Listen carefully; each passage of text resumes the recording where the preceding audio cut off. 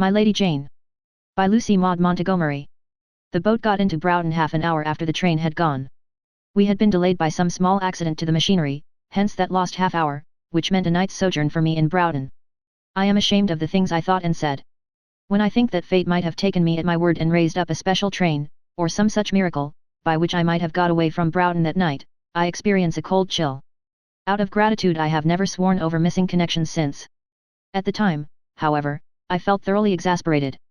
I was in a hurry to get on. Important business engagements would be unhinged by the delay. I was a stranger in Broughton. It looked like a stupid, stuffy little town. I went to a hotel in an atrocious humor. After I had fumed until I wanted a change, it occurred to me that I might as well hunt up Clark Oliver by way of passing the time.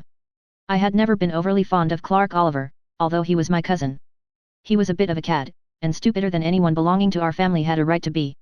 Moreover, he was in politics, and I detest politics. But I rather wanted to see if he looked as much like me as he used to. I hadn't seen him for 3 years and I hoped that the time might have differentiated us to a saving degree. It was over a year since I had last been blown up by some unknown, excited individual on the ground that I was that scoundrel Oliver, politically speaking. I thought that was a good omen. I went to Clark's office, found he had left, and followed him to his rooms.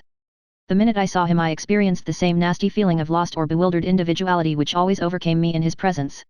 He was so absurdly like me. I felt as if I were looking into a mirror where my reflection persisted in doing things I didn't do, thereby producing a most uncanny sensation. Clark pretended he was glad to see me. He really couldn't have been, because his great idea hadn't struck him then, and we had always disliked each other. "Hello, Elliot," he said, shaking me by the hand with a twist he had learned in election campaigns, whereby something like heartiness was simulated. "Glad to see you, old fellow. Gad, you're as like me as ever. Where did you drop from?" I explained my predicament and we talked amiably and harmlessly for a while about family gossip. I abhor family gossip, but it is a shade better than politics, and those two subjects are the only ones on which Clark can converse at all. I described Mary Alice's wedding, and Florence's new young man, and Tom and Kate's twins.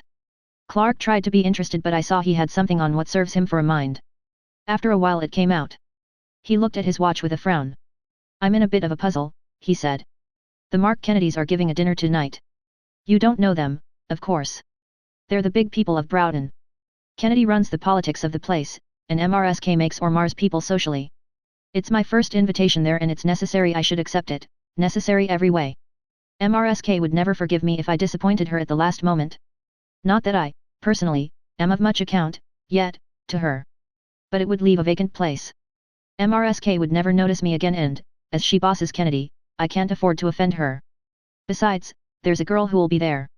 I've met her once. I want to meet her again. She's a beauty and no mistake. Top lofty as they make 'em, though. However, I think I've made an impression on her. It was at the Harveys' dance last week. She was the handsomest woman there, and she never took her eyes off me. I've given MRS Kennedy a pretty broad hint that I want to take her in to dinner. If I don't go I'll miss all round." "Well, what is there to prevent you from going?" I asked, squiffily. I never could endure the way Clark talked about girls and hinted at his conquests. "Just this. Herbert Bronson came to town this afternoon and is leaving on the 10:30 train tonight. He's sent me word to meet him at his hotel this evening and talk over a mining deal I've been trying to pull off. I simply must go. It's my one chance to corral Bronson. If I lose him it'll be all up, and I'll be thousands out of pocket." "Well, you are in rather a predicament," I agreed, with the philosophical acceptance of the situation that marks the outsider. I wasn't hampered by the multiplicity of my business and social engagements that evening, so I could afford to pity Clark. It is always rather nice to be able to pity a person you dislike. I should say so. I can't make up my mind what to do. Hang it. I'll have to see Bronson. There's no question about that. A man ought to keep an understood substitute on hand to send to dinners when he can't go. By Jove! Elliot! Clark's great idea had arrived. He bounced up eagerly. "Elliot, will you go to the Kennedys in my place? They'll never know the difference." "Do, now, there's a good fellow." "Nonsense," I said. "It isn't nonsense. The resemblance between us was foreordained for this hour. I'll lend you my dress suit, it'll fit you, your figure is as much like mine as your face. You've nothing to do with yourself this evening. I offer you a good dinner and an agreeable partner. Come now, to oblige me. You know you owe me a good turn for that Mulhennon business." The Mulhennon business clinched the matter. Until he mentioned it I had no notion whatever of masquerading as Clark Oliver at the Kennedys' dinner. But, as Clark so delicately put it, he had done me a good turn in that affair and the obligation had rankled ever since. It is beastly to be indebted for a favor to a man you detest. Now was my chance to pay it off and I took it without more ado. But, I said doubtfully, I don't know the Kennedys, nor any of the social stunts that are doing in Broughton, I won't dare to talk about anything, and I'll seem so stupid, even if I don't actually make some irremediable blunder, that the Kennedys will be disgusted with you. It will probably do your prospects more harm than your absence would. Not at all. Keep your mouth shut when you can and talk generalities when you can't, and you'll pass. If you take that girl and she's a stranger in Broughton and won't suspect your ignorance of what's going on. Nobody will suspect you. Nobody here knows I have a cousin so like me. Our own mothers haven't always been able to tell us apart. Our very voices are alike. Come now, get into my dinner togs. You haven't much time and MRSK doesn't like latecomers. There seemed to be a number of things that MRS Kennedy did not like. I thought my chance of pleasing that critical lady extremely small, especially when I had to live up to Clark Oliver's personality. However, I dressed as expeditiously as possible. The novelty of the adventure rather pleased me. I always liked doing unusual things. Anything was better than lounging away the evening at my hotel. It couldn't do any harm. I owed Clark Oliver a good turn and I would save MRS Kennedy the annoyance of a vacant chair. There was no disputing the fact that I looked most disgustingly like Clark when I got into his clothes. I actually felt a grudge against them for their excellent fit. You'll do, said Clark. Remember you're a conservative tonight and don't let your rank liberal views crop out, or you'll queer me for all time with the great and only Mark. He doesn't talk politics at his dinners, though, so you're not likely to have trouble on that score. MRS Kennedy has a weakness for beer mugs. Her collection is considered very fine. Scandal whispers that Miss Harvey has a budding interest in settlement work. Miss who? I said sharply. Harvey. Christian name unknown. That's the girl I mentioned. You'll probably take her in. Be nice to her even if you have to make an effort. She's the one I've picked out as your future cousin, you know, so I don't want you to spoil her good opinion of me in any way. The name had given me a jump. Once, in another world, I had known a Jane Harvey. But Clark's Miss Harvey couldn't be Jane. A month before I had read a newspaper item to the effect that Jane was on the Pacific coast. Moreover, Jane, when I knew her, had certainly no manifest vocation for settlement work. I didn't think 2 years could have worked such a transformation. 2 years. Was it only 2 years? It seemed more like 2 centuries. I went to the Kennedys in a pleasantly excited frame of mind in a cab. I just missed being late by a hairbreadth. The house was a big one, and everybody pertaining to it was big, except the host. Mark Kennedy was a little, thin man with a bald head. He didn't look like a political power, but that was all the more reason for his being one in a world where things are not what they seem. MRS Kennedy greeted me cordially and told me significantly that she had granted my request. This meant, as my card had already informed me, that I was to take Miss Harvey out. Of course there would be no introduction since Clark Oliver was already acquainted with the lady. I was wondering how I was to locate her when I got a shock that made me dizzy. Jane was over in a corner looking at me. There was no time to collect my wits. The guests were moving out to the dining room. I took my nerve in my hand, crossed the room, bowed, and the next moment was walking through the hall with Jane's hand on my arm. The hall was a good long one, I blessed the architect who had planned it. It gave me time to sort out my ideas. Jane here. Jane going out to dinner with me, believing me to be Clark Oliver. Jane, but it was incredible. The whole thing was a dream, or I had gone crazy. I looked at her sideways when we had got into our places at the table. She was more beautiful than ever, that tall, brown-haired, disdainful Jane. The settlement work story I was inclined to dismiss as a myth. Settlement work in a beautiful woman generally means crow's feet or a broken heart. Jane, according to my sight and belief, possessed neither. Once upon a time I had been engaged to Jane. I had been idiotically in love with her in those days and still more idiotically believed that she loved me. The trouble was that, although I had been cured of the latter phase of my idiocy, the former had become chronic. I had never been able to get over loving Jane. All through those 2 years I had hugged the fond hope that sometime I might stumble across her in a mild mood and make matters up. There was no such thing as seeking her out or writing to her, since she had icily forbidden me to do so, and Jane had a most detestable habit, in a woman, of meaning what she said. But the deity I had invoked was the god of chance, and this was how he had answered my prayers. I was eating my dinner beside Jane, who supposed me to be Clark Oliver. What should I do? Confess the truth and plead my cause while she had to sit beside me? That would never do. Someone might overhear us.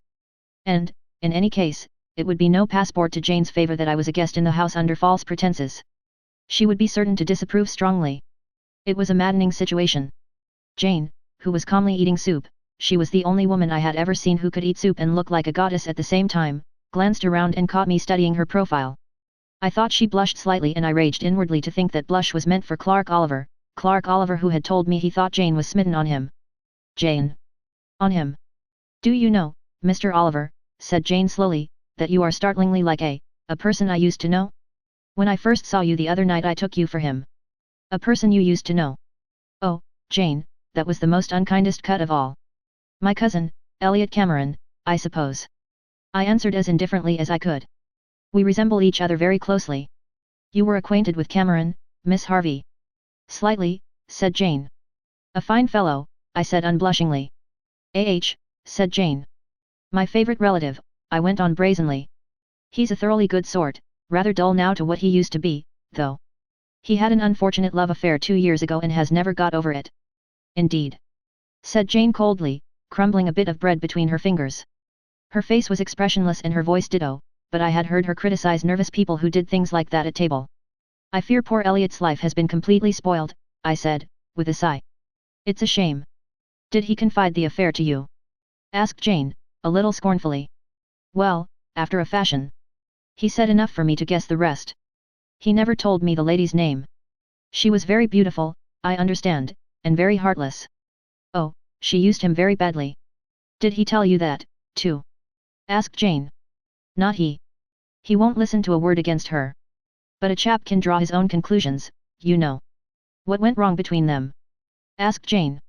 She smiled at a lady across the table, as if she were merely asking questions to make conversation, but she went on crumbling bread.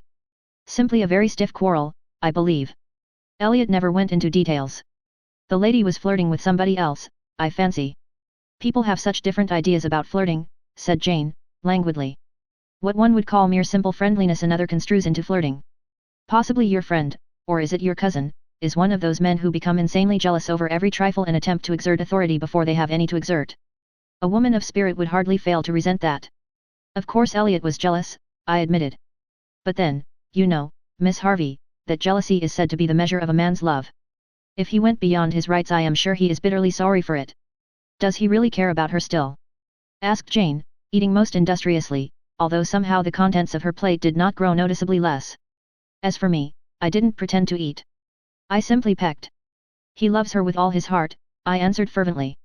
There never has been and never will be any other woman for Elliot Cameron. Why doesn't he go and tell her so? Inquired Jane, as if she felt rather bored over the whole subject. He doesn't dare to. She forbade him ever to cross her path again. Told him she hated him and always would hate him as long as she lived. She must have been an unpleasantly emphatic young woman, commented Jane. I'd like to hear anyone say so to Elliot, I responded. He considers her perfection. I'm sorry for Elliot. His life is wrecked. Do you know, said Jane slowly, as if poking about in the recesses of her memory for something half forgotten. I believe I know the girl in question. Really? I said. Yes, she is a friend of mine. She never told me his name, but putting 2 and 2 together, I believe it must have been your cousin. But she thinks she was the one to blame. Does she? It was my turn to ask questions now, but my heart thumped so that I could hardly speak. Yes, she says she was too hasty and unreasonable. She didn't mean to flirt at all, and she never cared for anyone but him. But his jealousy irritated her. I suppose she said things to him she didn't really mean. She never supposed he was going to take her at her word. Do you think she cares for him still? Considering what was at stake, I think I asked the question very well. I think she must, said Jane languidly. She has never looked at any other man. She devotes most of her time to charitable work, but I feel sure she isn't really happy. So the settlement story was true. Oh, Jane. What would you advise my cousin to do? I asked. Do you think he should go boldly to her? Would she listen to him, forgive him?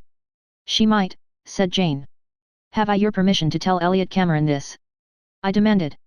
Jane selected and ate an olive with maddening deliberation. I suppose you may, if you are really convinced that he wants to hear it, she said at last, as if barely recollecting that I had asked the question 2 minutes previously. I'll tell him as soon as I go home, I said. I had the satisfaction of startling Jane at last. She turned her head and looked at me. I got a good, square, satisfying gaze into her big, blackish blue eyes. Yes, I said, compelling myself to look away. He came in on the boat this afternoon too late for his train. Has to stay over till tomorrow night. I left him in my rooms when I came away. Doubtless tomorrow will see him speeding recklessly to his dear divinity. I wonder if he knows where she is at present. If he doesn't, said Jane, with the air of dismissing the subject once and forever from her mind, I can give him the information. You may tell him I'm staying with the Duncan Moores, and shall be leaving day after tomorrow. By the way, have you seen Mrs. Kennedy's collection of steins? It is a remarkably fine one. Clark Oliver couldn't come to our wedding, or wouldn't. Jane has never met him since, but she cannot understand why I have such an aversion to him, especially when he has such a good opinion of me. She says she thought him charming, and one of the most interesting conversationalists she ever went out to dinner with.